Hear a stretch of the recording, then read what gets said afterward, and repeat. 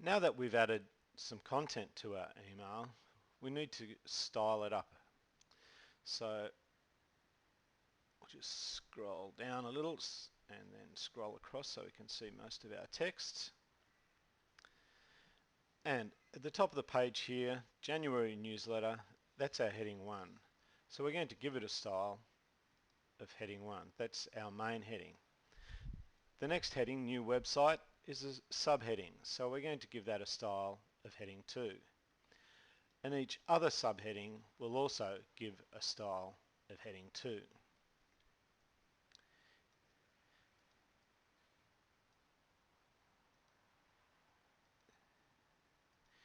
If you had a heading that was a subheading, you might want to style that heading 3. But in this email, we're going to style them all up as heading 2.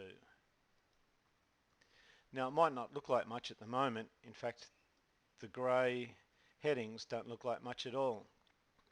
But if we go to our preview and send button, we'll actually get a better idea of what that's going to look like.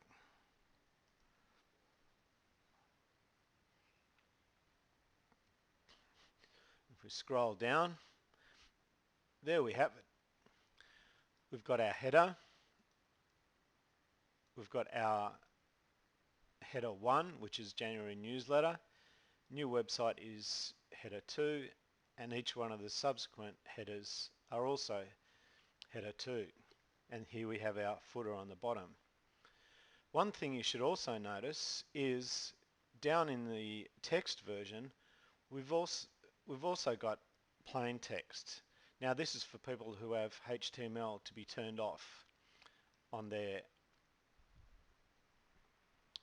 email program. So that's interesting to note. You might also want to clean up some of that text or include extra information in there. That's totally up to you. Another thing we should be looking at is this text here above our graphical header. Email not displaying correctly, view it in your browser. This is also for people who have rich text or HTML emails turned off. They can click the link and view it in the browser. We'll have a look at that later. Also at the bottom of the page we have our unsubscribe link. This automatically allows your users or the people currently on your email list to unsubscribe. Now that's a really handy thing.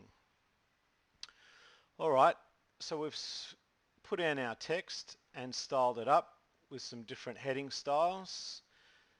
The other thing you might want to do is to be adding some bold or italic styling to your text. If there's a name that you want to highlight, let's highlight Ubruit Varsity Lakes. Scroll up